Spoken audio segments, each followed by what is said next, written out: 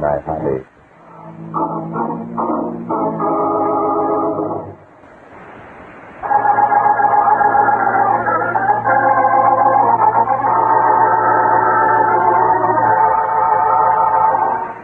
Today's story began here in New York.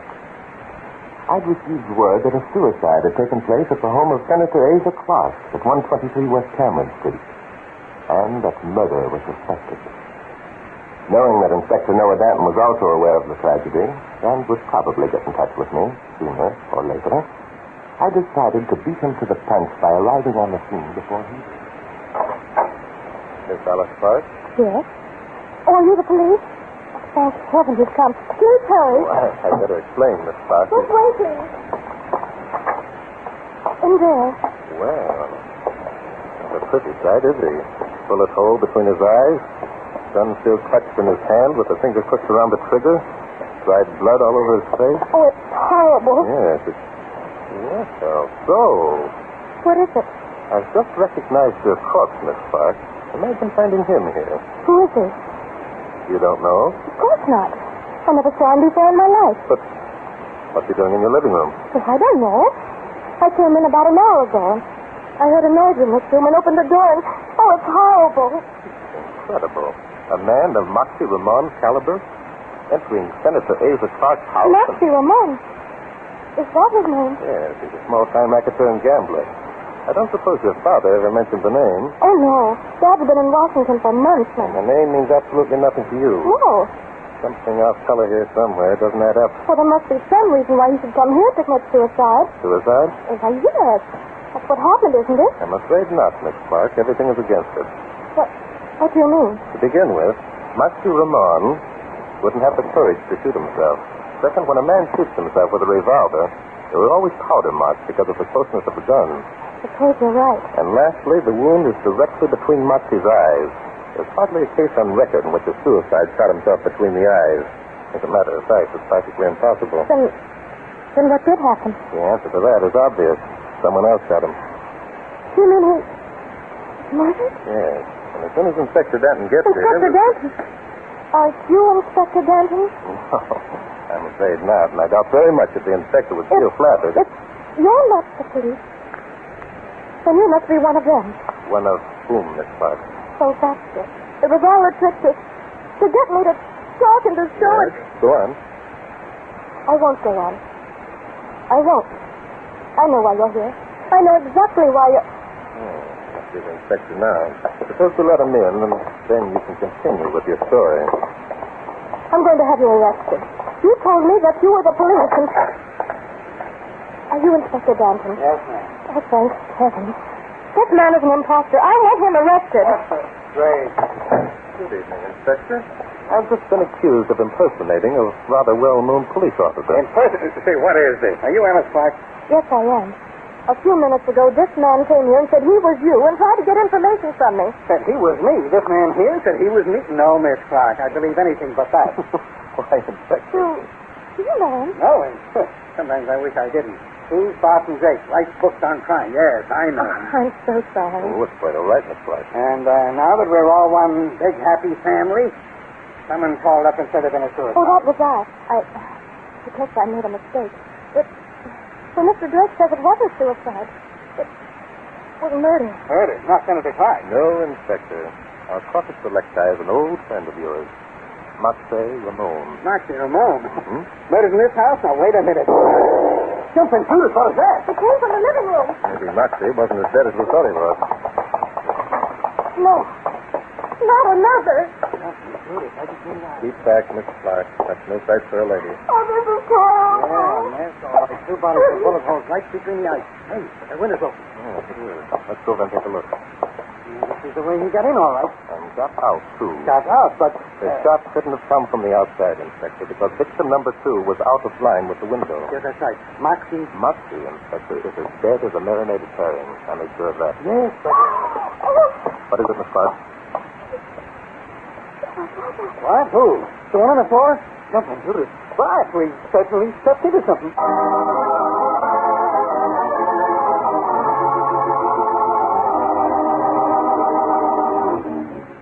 checking these footprints outside the house isn't getting us anywhere, Bart. Is two doctors see anything in here? I believe you're right, Inspector. However, it does give us a chance to talk without being interrupted by Miss Clark's aunt. That's busy, Dame. The way she acted a couple of murders is something you buy tickets for. Who is she anyhow? Her name is Sissy Aiken. She's Senator Clark's sister. She's staying with the kids while the senator's in Washington. It is a fortunate thing, though, that there was a woman around to take care of Alice. But you know something? What? I got the idea that Alice wasn't so upset over her brother's death as she tried to make out. Yes, you know, I had that same feeling, Inspector. Well, what's the answer? I wish I knew. Nothing about this case rings true. Alice thought, or said she thought, Moxie shot himself. She said she didn't know him. And when she found out I wasn't a policeman, she accused me of being one of them. And what does she mean by Jane? I haven't the slightest idea. Now we both feel that she was putting on an act when her brother was shot. So perhaps the answer's right under our nose, eh? As soon as the boys finish checking the fingerprints. You mean that we'll find out that Alice is guilty of both murders, Inspector? I wish, and I'm afraid I could have found it quite as simple as that. Why would Senator Asa Clark's daughter shoot two men and one of them is her own brother? I'm afraid we've got to dig up a motive to make such a theory even worth considering. Yeah, I see what you mean. What is it, Inspector? There's someone going up the walk. Yeah, I see him. Walking with rather a business-like stride, too. Yeah, maybe that's our man. Come on. No, wait a minute. Inspector, wait. Let's see what happens. He's on the porch now. Walking right in as though he owned the place. Maybe he does. Maybe Alice has got two brothers. No, there are only two children. That young man certainly doesn't act as though he expected to find a house full of policemen. Perhaps we'd better go in and introduce ourselves.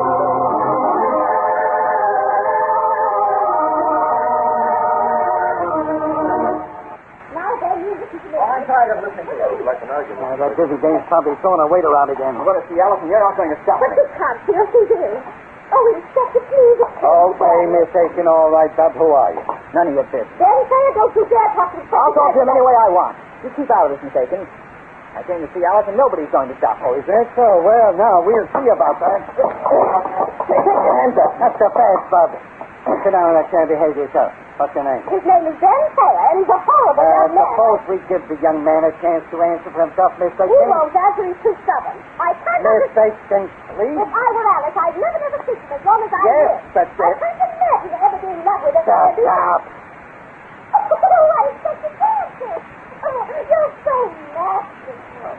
That's fine. Inspector, why don't you and Miss Aiken continue in the library while I ask this young man some questions? Well, I think that would be wonderful, Inspector. Let's see the matter. So you're Alice's boyfriend, are you, son? None of your business who I am. Now, look, that kind of attitude isn't going to get you anywhere. Okay, now let me ask you 2 questions. What are the cops doing here? You don't have to answer. I know why they're here. Alice called them, didn't she? Yes, matter of fact, you did. Yeah, sure.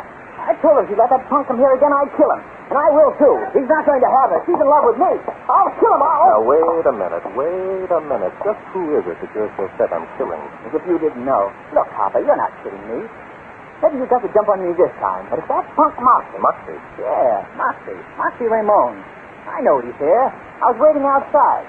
I saw him through the window. Oh, Ben, would you mind stepping this way for a minute? Well, what for? But you can't order me around here. I'm not one of Your your... friend Moxie is in that room. What? If you don't believe me, take a look. You mean, why, the dirty... If he's here, Hey, there's a couple of... See, someone else had the same idea about Moxie. But that's Eddie. That's Alice's brother. Yes, it is. I think we'd better step back into the hall. Was Eddie a friend of yours, Ben? Why, sure. I mean, well, no, not exactly. He wasn't her real brother. Senator Clark adopted him. Nobody liked Eddie very much. I see. Did Eddie approve of Moxie seeing her sister? Well, he said he didn't care. It was all right with him. I asked him to talk to her, and he said, well, she was having fun. Why not let her? Having fun? Yeah, she used to go down to Moxie's Golden Swan nightclub a lot. Said she got a kick out of it. She seemed to think a girl ought to see all sides of life. Slumming, she called it. I see. Then Alice had seen Moxie before tonight. Yes. Why? Say, I haven't said anything to get Alice in trouble, have I? No, she wouldn't do anything really wrong with it. Perhaps not. Look here, Ben. You're in love with Alice, aren't you? Why, sure I am. I'm not kidding anyone about that. Splendid. Now, I want you to listen carefully to what I have to say to you.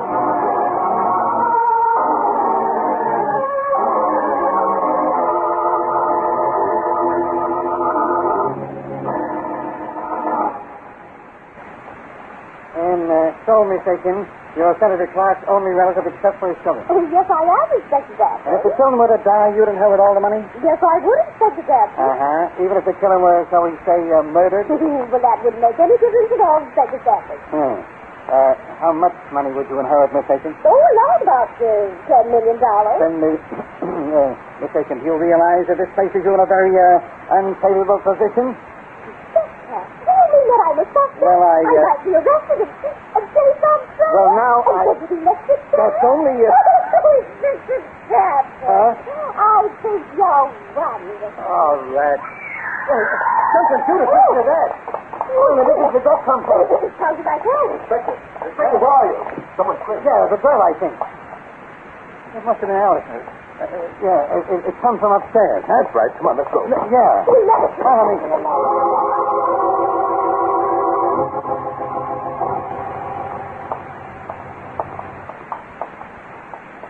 Which room is it? This one.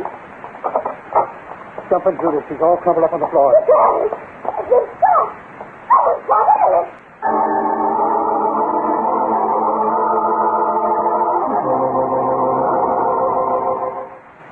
Grab hold of her feet. It's all my fault. Poor Alice. Asa will never forgive me. Listen, tight down, will you? Alice isn't hurt. Isn't hurt? But you said she'd been shot. I said she didn't. Listen, I Yes, knew. you did, Inspector Danton. I heard what you said. Quiet. Coming out of it. Catherine. You're all right, Miss Clark. Must have fainted. Oh, What is it? how's it going? That terrible face. Who was it, Miss Clark? What happened? They came in from the balcony. I was lying here with my eyes closed. There was a squeaking sound made by the window, and I opened my eyes, and there he was coming toward me. That terrible leering grin on his face. So then what did you do? I screamed. Jumped from the bed and ran toward the door. And then you fell? I'm not sure. Screaming went black. Perhaps I remember. Hey, Clark. What's wrong, Inspector? Where's the kid? Who? Oh, Ben Thayer. Yeah, where is he? He was with us when we started up the stairs. Well, he must have gotten away in the excitement. Just like that. He got away during the excitement. Listen, Bob. Hey, what are you doing over there? You mind stepping over here, Inspector? Yeah, sure.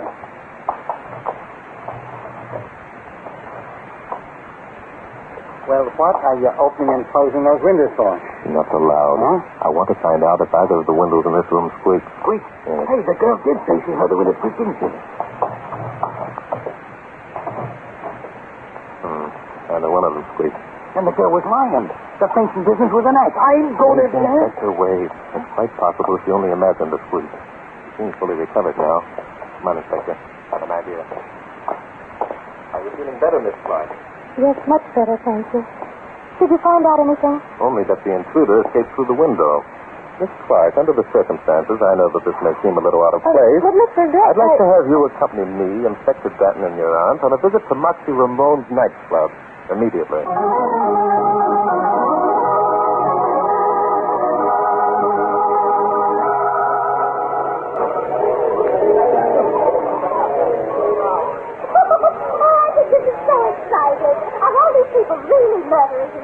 Yes, ma'am. Most of them spent the morning in the electric chair, then they visited the gas chambers. And well, she asked a dumb question, she gets a dumb answer. Oh, Inspector, I think you're cute. I wish we hadn't come here. I hate this place. Oh. What's wrong with Clark? There he is. Over near the door. The man with the horrible leering face. Oh, yes, I see him. He's staring straight at us. Hey, that's dog-faced pilot. Exactly. Moxie Ramon, first lieutenant. You're sure he was the one who entered your room, Miss Clark? I'm positive. Oh, please take me out of here. It's all right. He's gone now.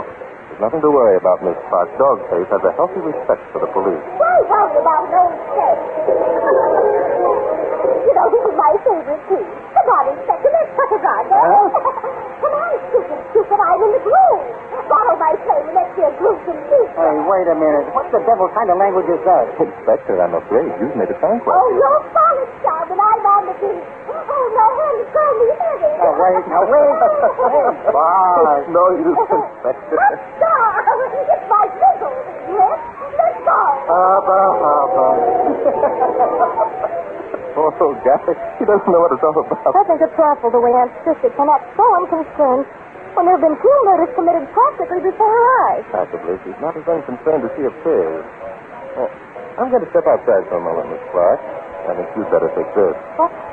The revolver? Yes. Here, you keep it out of sight, behind your purse. But why should I have There's no need for alarm. I merely want to... No, Miss Clark. Take hold of it like that. It's Glen! Yes, and he has a gun. I was afraid this would happen. But they're winning. Miss Clark, come back here. Miss Clark!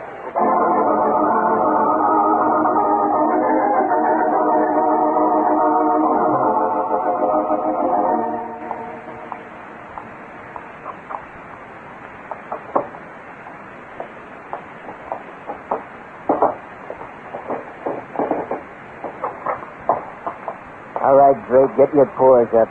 Dog says Charlie. And with a gun, too. Well. Yeah, with a gun. It works too, chum.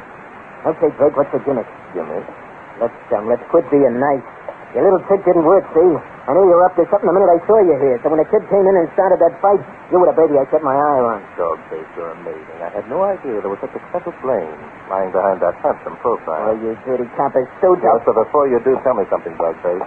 How are you going to beat the rap for murder? Beat the... What do you mean, murder rap? Yes, two murder raps, in fact. Your late boss, Moxie Ramon, and young Ed Clark. Now, you're nuts. I wasn't even near the place. What place, Dog face? Clark. Now, that's it. You lousy rat. You're trying to hang those two murders on me. Well, look. Yes, it wouldn't be difficult at all, Dog face. You were at the Clark's place tonight. Miss Clark saw you. She never Oh, saw me. yes, she did. So I give her your description of what she calls your visage? Visage? What's that? Terrific. Furthermore, we have fingerprints on the window that you forced. I'm afraid, Dog face, that we'd have no trouble at all hanging the two murders on you.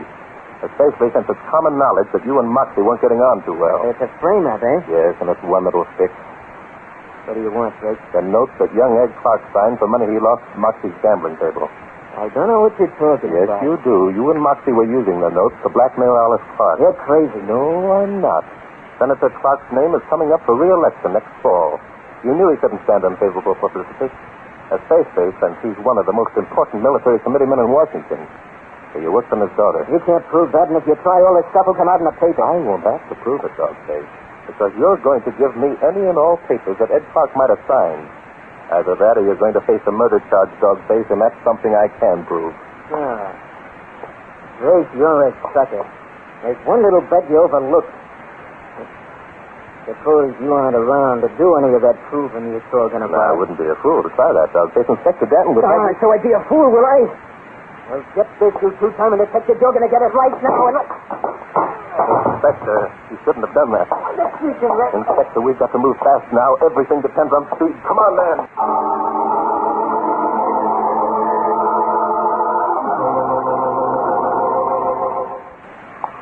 I'll get it.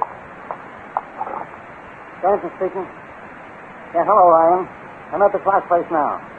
You got the report, eh? Dead about 2 hours before you arrived. Yeah. What? The girl's fingerprints? Don't think you did. Okay, thanks. Well, Inspector. There were 3 sets of prints on the gun. Moxie, Ed Clark, and Alice Clark. Mine? Why, that's crazy. How could Alice's prints get on the gun? Inspector Danton, you're positively off the beam. On the contrary, the inspector is right on the beam. Oh, no, I don't see how. I can't possibly know Alice that. has done many things during the past few days that one wouldn't suspect her of. Such as telling us so many lies she almost got herself facing a murder charge. Why, you... No, Ben, please. Mr. Drake is right. I have been in there. But I was so desperate and so frightened that Yes, I know. Alice made the mistake that so many other innocent people have made. She didn't go to the police at once. They said if I did, they'd tell about Ed. Yes, it's a blackmailer's threat, Alice. The papers we found in Moxie Ramon's office tonight would hardly create the scandal they promised. You didn't know that, of course. You knew that Ed had been gambling, so he could have been mixed up in other things. Yes. They said that Father could never live down the publicity. Being reelected was so important to him, and to the government, too. When you found Moxie dead on the floor, you suspected that Ed had killed him. A worse scandal than ever. So you placed the gun in Moxie's hand, called the inspector, and said someone had committed suicide in your living room. But I couldn't think of anything else to do. Danny here thought you were carrying on an affair with Moxie, because he saw Moxie coming from the house. And you couldn't tell him otherwise without explaining about Ed. Is that true, Alice? Yes, it's true. I was dumb enough to... Things kept building up until the situation was almost intolerable. Tonight's dramatic conclusion must have been, in one sense, a relief. This is all very nice, but we still got a couple of murders to solve. Who killed Moxie? Ed Clark. Alice, I think, saw him do it. Ed probably came in when Moxie was trying to force some money out of her. He must have realized what a heel he'd been, so he decided to square everything by killing Moxie. Then he beat it, leaving his sister holding the bag. Yes, he probably stood outside, watched Alice pick up the gun and place it in Moxie's hand. Well, he knows that Alice is pinched her on the rod, and she might be accused of murdering Moxie. That's right. He came back to get the gun. Okay, so Clark comes back into the room, and someone plugged him. Who was it? Moxie did. You know what I thought you said, Bart? I thought you said Moxie shot Clark. I did. Now, wait a minute. Moxie was already dead. What kind of a gag is It's this? no gag, Inspector. Alice picked up Ed's gun, placed it in Moxie's hand, crooked his finger around the trigger to make it look like suicide. Stop making sense, Bart. I got 2 murders to solve. Alice knew nothing about guns, as I discovered when I tried to get her to take mine at the Golden Swan tonight. The fact that the safety catch was off meant nothing to her. I still don't get it. Alice placed the gun in Moxie's lifeless hand. Our old friend Rigor Mortis went to work. Rigor Mortis? Now, Bart... Rigor Mortis, Inspector, steps in from 1 minute to 2 hours after a person dies. If you read a book written by a certain well-known private detective, you'd know that rigor mortis is a slow stiffening of a dead person's muscles. Could that well-known detective be a guy named Barton Drake? Yes, it could, Inspector. Rigor mortis immediately began tightening the finger that was crooked around the gun in Moxie's hand. Jumping Judas. Now I get it. Moxie's finger kept tightening around the trigger. And when Ed lifted up Moxie's hand to remove the gun, it exploded in his face. Well, I just slugged him right between the eyes. That's right. I'll bet this is the only case on record where a dead man committed murder. By golly, we were certainly smart to figure that one. Oh, Inspector Danton, I think you're simply wrong. Now, wait a minute, Miss Satan. Forward, you're a roasted policeman's clover. Hey, Bob. Sorry, Inspector, but mystery is my hobby.